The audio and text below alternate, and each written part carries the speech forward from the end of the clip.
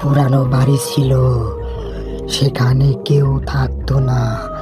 লোকে বলতো সেই বাড়িতে ভূত আছে।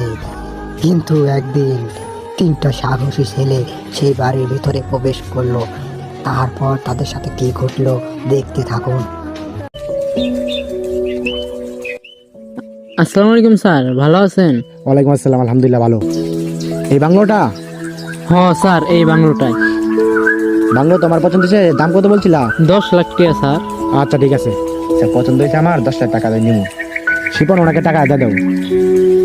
স্যার, বাড়িটা আমার অনেক শখের, একটু দেখে শুনে রাখেন। আচ্ছা ঠিক আছে। বাড়িটা বিক্রি করলো, এই বাড়িতে তো একটা ভূত আছে, দাদির আত্মা আছে, এখন বসবাস করে। থ্যাংক ইউ বাবা এই বাংলাটা গিফট করার জন্য। আচ্ছা বাবা, আরেকটা কথা, আমি আমার বন্ধুদের নিয়ে এই বাংলাটাতে ঘুরতে আসি। অবশ্যই বাবা, তুই বন্ধুরা নিয়ে ভালো ভাবে। হ্যাঁ, হ্যালো বন্ধু, তোরা কই আছো? আমার বাবা একটা বাংলো গিফট করছে, তো সবাই মিলে ঘুরতে যাবো।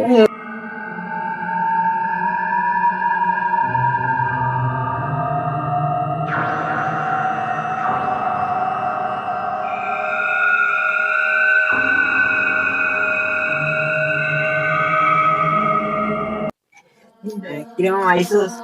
এত আর্জেন্ট ডাকলি? ওই যে আমার বাবা একটা বাংলো গিফট করলো, তাই ভাবলাম তোদের নিয়ে একটু ঘুরি। অনেক মজা হবে, অনেক মজা করবো। চল ভালো। হ্যাঁ বাবা, তাহলে আজকে রাতে আমরা এখানেই থাকবো, আর আজকে রাতে অনেক গল্প হবে। অনেক গল্প।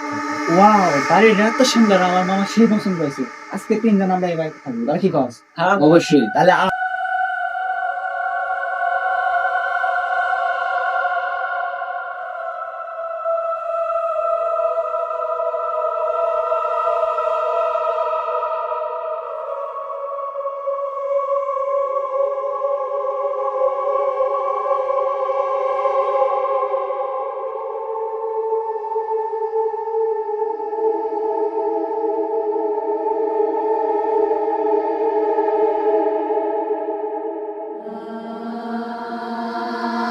ওয়াও মামা, পাখিগুলা অনেক সুন্দর।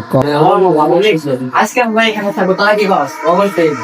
আজকে এখান থেকে পার্টি হবে।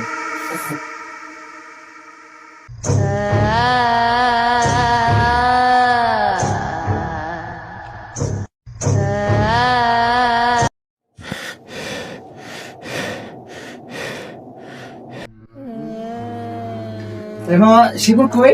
সেটা তো আমরা দেখতেছি না, শিবন দিয়ে হয়ে গেল। তাহলে খোঁজ। খুঁজে